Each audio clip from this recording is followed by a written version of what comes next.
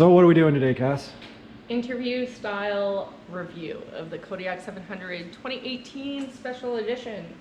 Kyle's in charge of asking the questions, so I have no idea what to talk about. First of all, tell everybody how long you've actually been riding ATVs. June, July, 4 months. So for like 4 months. Carry the 7, no, like 4 months. And the first time we brought you mudding, so what happened was we had people over. It was Max and Saxon, yeah, I believe, and then Saxon brought you his wife's quad, the Honda 350. She was like super preggo, like 9 months preggo. They had their kid, like, well, their daughter, a couple weeks after, so she was not able to ride. So he let me borrow their 350 Honda. Had a little snorkel on it and everything, so I got to have some fun with that. We went through the mud. There's a video, check it out. And I told Kyle when I got back, I'm never riding bitch again. So then we went shopping basically immediately. And a lot of money later, we bought this Kodiak. Relatively speaking, not a lot of money. Kyle has a Can-Am XMR 1000, so cheap. I spent a little more than you, but what we did was we went to Can-Am, we went to Yamaha, we tried at Pete's we tried the Honda 500, the Rubicon, with the electric shift, and you did not like that. It was the right size and everything, but you didn't like the way it shifted. Well, the first one I tried out was that used one with the straight. Oh, the solid axle. Yeah, that's right. Waste of time. Yeah, and it was a little beat up for the price they wanted for it. But I mean, that's stuff that happens in your shopping experience all the time. Yeah. Well, they saw me and they thought, well, she's not going to do much mud. So the next thing you considered was another Outlander, but just smaller than mine. 570? Because your biggest problem was the way my bike handled, right? You didn't like the way it handled, stiff and solid and. It's huge. I felt like it was riding me. So. So I didn't like not being able to kind of control it, and not that I ever got stuck in it because I mean it's 1000, but I felt as though I was at its mercy. Like if ever I got stuck or hung up or something, right, I just kind of like have to rely on it. So we looked at the 450, 570, and we even looked at the larger frame Gen 2 650, right? So basically the same thing as mine, but a softer model, which basically comes down to suspension. But again, you didn't like those. It was more. For me, it was the weight of it, the size of it, because they all share the same chassis unless you go down to the 570, right? Yeah. So then, for me, it sounds stupid, but I get throttle thumb so easily. And the feedback in the Can-Ams I found was, like just driving Kyle's, I struggled. Like, I'd tap out pretty quick. Thank God he was on the back whenever I was driving, but I didn't like that at all. So the first thing I checked on any bike was the throttle feedback. So it sounds small, but when you're riding as long as we are on trails or even in the mud, you definitely want to be able to make your bike go places. Yeah, and I mean, your thumb is like... tiny. I don't even know what you're supposed to do with this little thing. But anyway, so we went down to our local dealer for Yamaha, which is Mainville's. Roger and his wife are the owner. And he told us to try out a Kodiak. Now, as soon as Cass sat on this thing, I could tell that she had a huge smile. Yeah, I tried the 2012 first, but which that was the Grizzly. Really good deal. 550 Grizzly. It was a Grizzly, so it was still not much bigger. I mean, they all share the 450 chassis now. I'm not sure with the 2012. I think they started that a little bit later. This is the same chassis as the Grizzly. It's a different wheelbase. I think it's 2 inches smaller. Yeah, the Grizzly's 2 inches wider. But this one came in special edition. And I mean, engine size wise, it's the same mono piston across the board for this year. I know 2019 is different, but for the 18s, they were all running 700s. So for you, it was perfect. You didn't have to lose engine size to have a smaller bike. Exactly. So the 700 in the Kodiak was perfect. So you settled on this, and then we took it home. I don't think I settled. Well, yeah. I do like the matte black. I just mentioned special edition not long ago. It comes with the matched rims, which are pretty nice. They're all muddy right now. Yeah, and they have the Yamaha tuning forks as the logo here in the middle, which is pretty cool. As you guys know, they had a piano business in the beginning, and that's why they designed their logo like that. But the black's nice because you don't have to commit to a color scheme right away. It's a little dirty right now, but... Yeah. I had no idea what I wanted. I mean, you can see here we've got the LEDs that we covered in a different video in a couple of posts. But I can change color any day of the week. I can within a second, really. And then if I want to get different goggles, different jacket, I mean, being a girl, you kind of want to look. You get to be fashionable. Yeah, it seems small, but again, if you're tailored to the, for me, being a woman, I wanted to feel confident on the bike, which was huge. So the size gave me that, and then with the color, I mean, it seems small, but I get to play around with it a little bit, have some fun. Before we even bought this bike, you said, Kyle, I want to be able to do what you do. Yeah. So I said, okay, why don't we start with the Rad Relocate and the Snorkels, right? So we had this ordered before we even got the bike or even signed the paperwork for the bike. Yeah. So within 3 days, I know some people have done it earlier than that. Max, who we did the Rad Relocate, the $16 Mad Max Rad Relocate, yeah, homemade one, he cut into his bike day one. Props to you, man. I couldn't do it. Even watching Kyle cut into this on day 3 was difficult. I had to go in and pour myself a drink. But right away, we got these on there. Kyle built me these diamond-plated custom, kind of like a mount to secure the snorkels, because otherwise the only option was really like a zip tie. Yeah, so when I was installing these, Snorkel, your ATV, basically just wants you to dump them through the plastic and let them wobble there. So we didn't like that, and Cass felt really bad about it because it didn't look all that great. So I grabbed some 1/4-inch aluminum and I grinded up these plates so that they actually hold the snorkel in place through the plastic, and they do not move. They're solid. So getting that to line up was quite the effort, but happy wife, happy life. So yeah.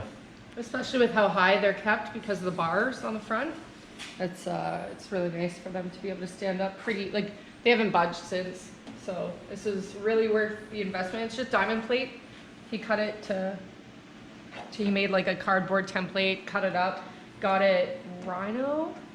Oh yeah, that was Linex. So I have a buddy at Linex, and he helped me out real quick with that. So Petawawa Linex did that for me. For anyone who's ordering the kit off Wildboar Canada or Snorkel My Ride, I think. Or snorkelyouratv.com. Yeah, so whoever gets that kit, if you're looking for ideas as how to do this, shoot us a message. It's really easy. Like I said, Kyle just made like a cardboard template of where it was going to sit, drew some circles, and cut it onto a diamond plate. Well worth the time because again, it's mounted. It's really sturdy. We siliconed it in. It's not going anywhere. Not going anywhere.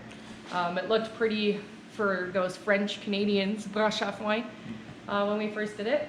So really happy with this, and as you can see, it makes a great cup holder. So when we also got the bike, we also switched tires, right? Immediately, yeah, almost immediately. I think it took a couple weeks. We brought it in, so they got the winch on it for before we even, that came with the winch install with the special edition, just because it was a brand new bike in the crate when we got it. We had to wait a couple extra hours for them to actually install the winch. Yeah, and they were quick about getting this bike ready. Mm-hmm. So then the first ride, that week, they had it all done. We had it, we didn't have the snorkel kit on. No, we did. We did have this on before our Canada Day mud run, I believe. I'd have to go back and check the video. But we had a ride that weekend. So we went out, we rode for the lack of better terms, the alignment was a little bit off. The handlebars were crooked. Yeah. So we brought it back in. He saw us same day and fixed that right up for us. And that day, Kyle saw these tires just sitting in the shop. They're mud lights, and we upgraded them the same time that we had this fixed up. So within, I think, a week or two of having the bike, we got the tires as well. But we're looking to upgrade them again very shortly. So what initially happened was this bike came with some generic cheap tire, like a Carlisle or something, and they were fine if you want to roll around the yard or whatever. But she wanted to keep how it felt, not lose any power, still be able to trail ride, and still do a little bit of mudding. Now, that kind of changed. She does a lot of mudding. Yeah. She kind of caught the bugs. So what I chose was these mud lights, so I pitched it to 25s. her. Yeah, they're 25 by 8 in the front, and I believe 28 by 10 in the rear. Yeah. So we got a little more contact patch, and we were able to do a little more mudding, a little more capability, but we didn't lose anything. And even in the driveway, as soon as I got these on, it was an immediate difference, like night and day. I highly recommend upgrading the tires as soon as you can if you do get the Kodiak. At the time, we didn't want to get into the clutch and we didn't want to get into too many upgrades because we weren't sure how much riding we'd be doing. This was even before our YouTube channel was a thing that much. So now that we've met Dirty Life, we're hoping he can hook us up with some sweet tires and some clutch kits. Oh, and you all know that he stuff. will. Yeah. So we're looking at some more upgrades, more so than we thought originally. So if I could go back in time, I mean, retrospecting 2020, may not have done the mud lights, but if you're looking to upgrade your tires without having to affect anything else, the mud lights have been amazing to me. So it's only been a few times where Kyle turns around and says like, don't follow me here. Yeah. So I've been able to keep up. It's a little Kodiak that could so far. That's what we keep calling it. But Yeah. I mean, I also didn't know what your riding experience was going to be like. I mean, you came from the crotch rocket dirt bike kind of world. Yeah. And you also do that too. So you grew up on dirt bikes and things like that. So when I got you on an ATV, I wasn't quite sure if you were going to be like me in the way where it just kind of hit the hole, but I was so wrong. Yeah. Well, the biggest thing again is the weight. Like I'm pointing to a crotch rocket, but as a dirt biker, you have a tendency to put your leg down, and I've done that on a three-wheeler immediately after Kyle warned me not to. Yeah. So it's a bad habit, but you also want to be able to kind of throw it in the corners and be able to maneuver the bike a lot easier. And with my weight, I'm going to call myself light on camera. There are lighter people, but for a lighter person, you definitely feel like you lose some of that control. So by having the lighter chassis, I felt my riding confidence has been impacted significantly. So now this thing has a pretty low center of gravity as a whole, but it does have some body roll, and that's because of the suspension. And you didn't like that. Yeah, we'll see if we can get some different A-arms for sure, get some more clearance. Not sure how that's going to affect it. I do have to be more careful, and again, this might be attributed to my riding experience level, but I do have to time my corners right so that I don't feel like I'm being kind of thrown outwards. I don't know, tippy is the word I use, but... It's a very, very soft suspension, so what we can do is actually notch it up a little bit. And so like we said with the modifications, we are looking at a little higher tire, 2-inch high lifter kit, and probably some clutch weights and a slip-on exhaust, that kind of thing. And again, it is a real narrow... It is a narrow machine, for sure. But I mean, they're not advertised this way, but they tend to be very successful with small-statured people. And what that really means is women. So when I get on this bike, I have actual difficulties with how small, light it is. I much prefer my XMR that way.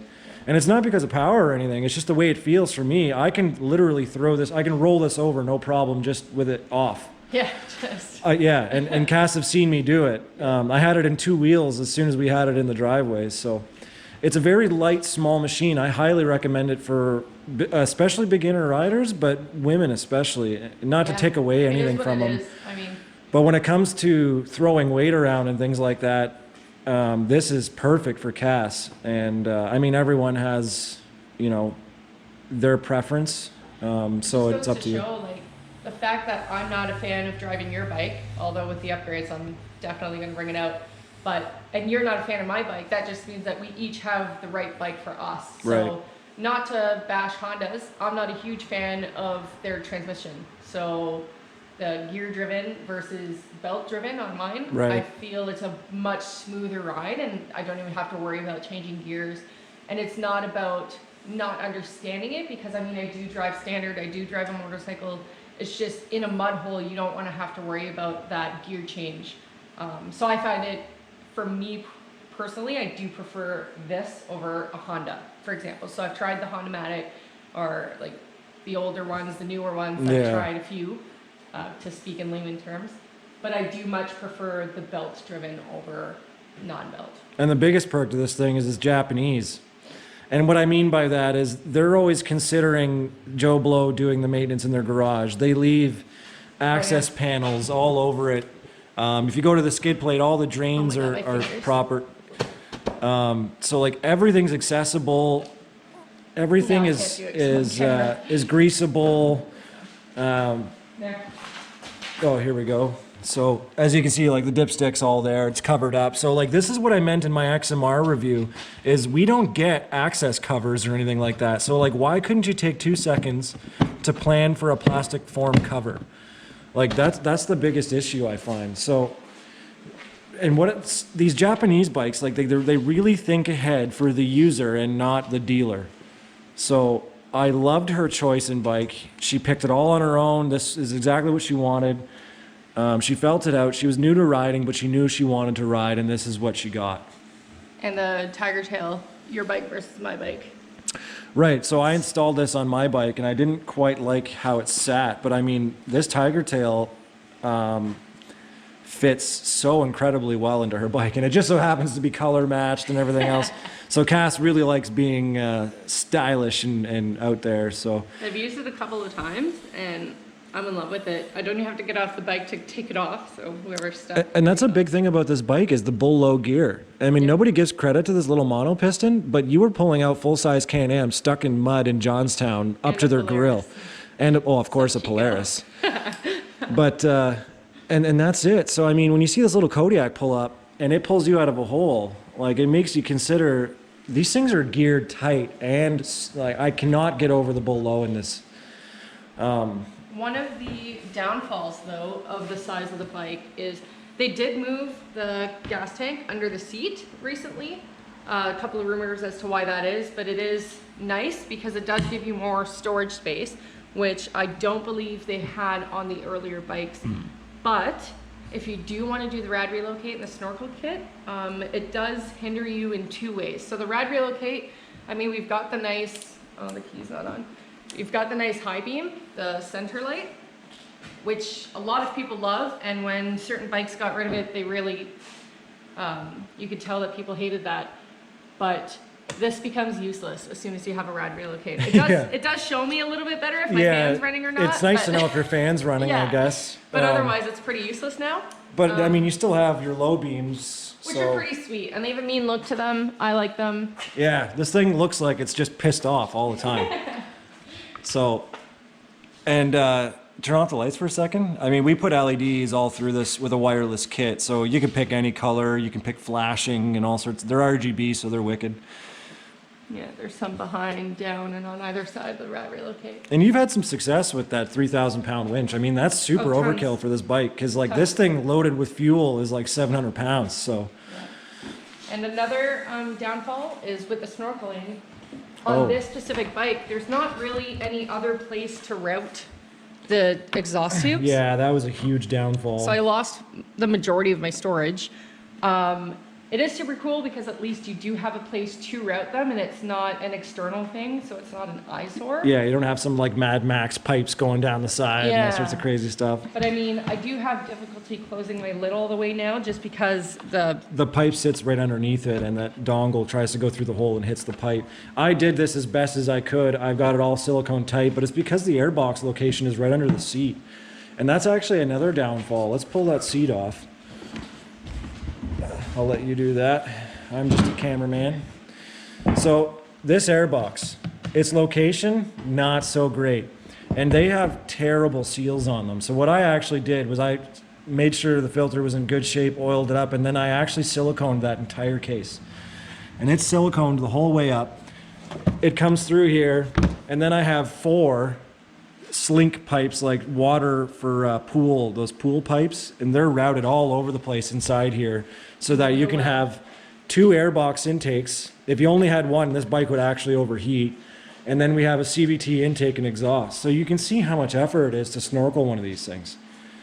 So to snorkel a Kodiak is kind of rare, really. I mean, there's only a handful of them in comparison to like a Renegade or an Outlander, you know, the typical stuff. So you have to put your legwork into these things. But it's super possible. So if you are looking for comfort and all of the other things I was looking for, you can still do all of this, which is huge because I'm following a 1000, right? An XMR. So my biggest thing is I didn't want to have to turn around and not be able to do the stuff that Kyle was doing. But I also didn't want to sacrifice my comfort in order to do that. So again, this is super, there's no resistance on, well, not no, but it's a lot less. It's still cable driven, but it's very, very light in comparison. Very torquey, still quick. I mean, I hit the rev limiter and you'll catch up to me. Yeah, and that's probably why I have a hard time in the corners, just because of the speed. You drive very spiritedly. But these tools, though. Yeah, the Honda, or not Honda, Yamaha kit. Does come with its own toolkit. It's pretty fancy. I like it. It's come in handy when a buddy broke down at our Johnston ride. Check that out too. We have a video. I'll just link all the videos in the description. Yeah, man. Pretty cool. They're not the highest quality tools, but they'll get you out of a bind. I mean, you've got your reversible flathead Phillips. You guys saw it just slips right out. Unfortunately, I've been trying to get it to lock in place. So as soon as you go to use it, you drop it and it's pretty It'll annoying. still work. So if you have a couple screwdrivers, throw them in there. I mean, this is okay. It's not the Yamaha that'll break down. It's all your buddies with Can-Ams and Polarises. So useful, Polarisi. not the best. If I'm probably actually going to bug Kyle to steal a couple of his just to replace that because it's kind of annoying. I think I have a couple in there somewhere. They do hook you up with the 10 mil, 12 mil, 14, and 17. Which is basically every bolt on this entire bike. Inside, Those are outside, all the tools you'll yeah. need are those sizes exactly. Exactly. And then this bolt. Oh, that's for your spark plug. Yeah, no, thanks. So. Spark plug thing. But it is super useful. It's always with you. I don't take it out. I might add or take things off as I find it being useful. I've only pulled it out the one time for the, what was he driving, a Polaris? Yeah. So Poor guy. It worked. It was useful, and not too many of the bikes come with a toolkit anymore. So I mean, you've got like a couple 100 kilometers, and you're past your break-in. You're upwards of 30 hours now. Yeah. So the initial break-in was 25 hours.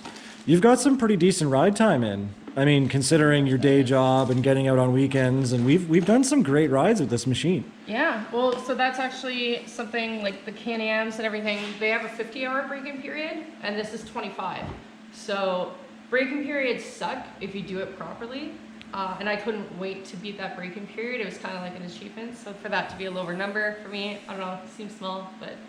So. Another great thing about this bike that I loved is you have your front brakes and your rear brakes. Now, the front brakes are very standard, just your random disc brakes, and that's all good.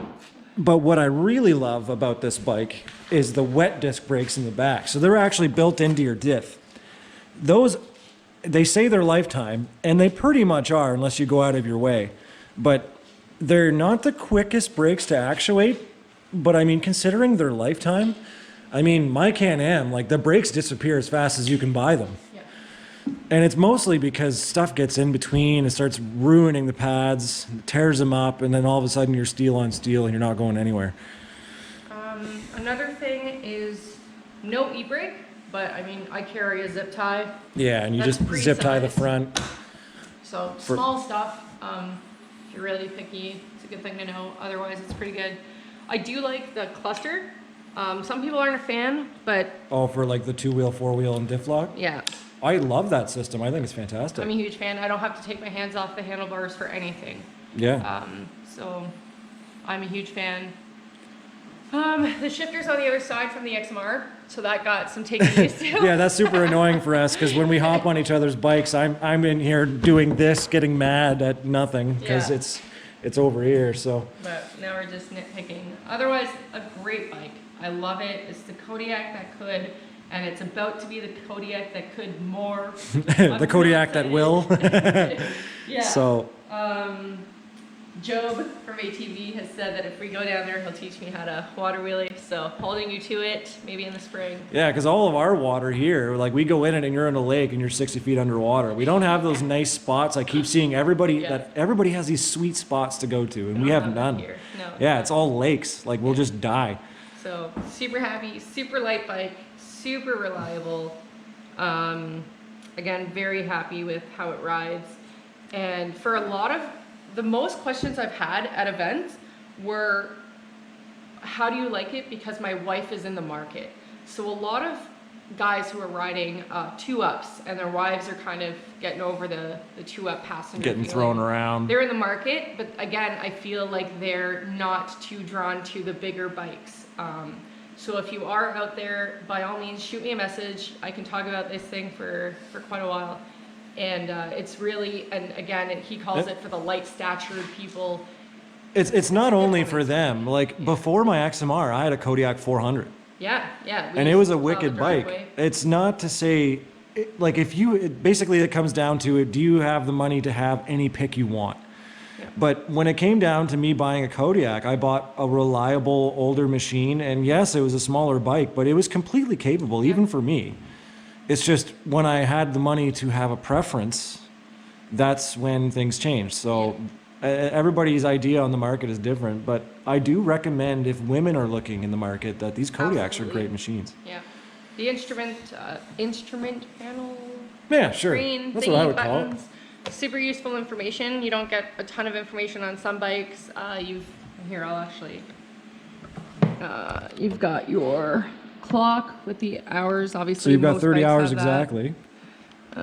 Trip A, trip B odometer, your fuel. What is your odometer? 650 kilometers and 30 hours exactly. Wow. Yeah. Look at that. It's a nice round number, yeah, eh? that's, what do you know?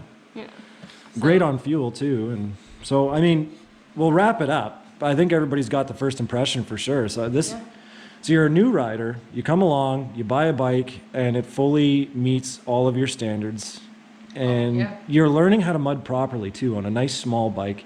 Yeah. Not the most power in the world. I think it's rated at like 48 horsepower or something like that. It is a monopiston, but you gained a lot of experience on this bike already. Yeah, and confidence. A lot of people complain about clearance being a problem, and for me, it's like, if Kyle goes through the mud hole first with his assassinators, he just digs in that tread, I try to go over, and I'm just belly flopping across the center. So I mean, having that lighter bike, a lot of the time, all I have to do is push myself on the banks and I can climb back out of that hole, whereas with a heavier bike with less clearance, I wouldn't be able to do that. So it comes down to the weight for me. But it's a good machine. It keeps up. It more than keeps up. I think it's gonna do circles around my bike when mine's blown up and dead. Yeah. And you'll be running this forever and ever because it's a Kodiak. It's just like a Honda or a Kawasaki or, you know, something like that. Suzuki. All these guys are building reliable, you know, like super nice bikes. So that's your first impression. So stay tuned. I'll probably do a full review or more detailed review at the 50-hour mark. And we're going to be participating in some Christmas parades, decorating the bikes. We should have some upgrades coming. And some upgrades throughout the winter. So. Yeah, we just got to finish up my bike, which is forever. Yeah. But yeah, so stay tuned. Lots of fun stuff coming your way. Great.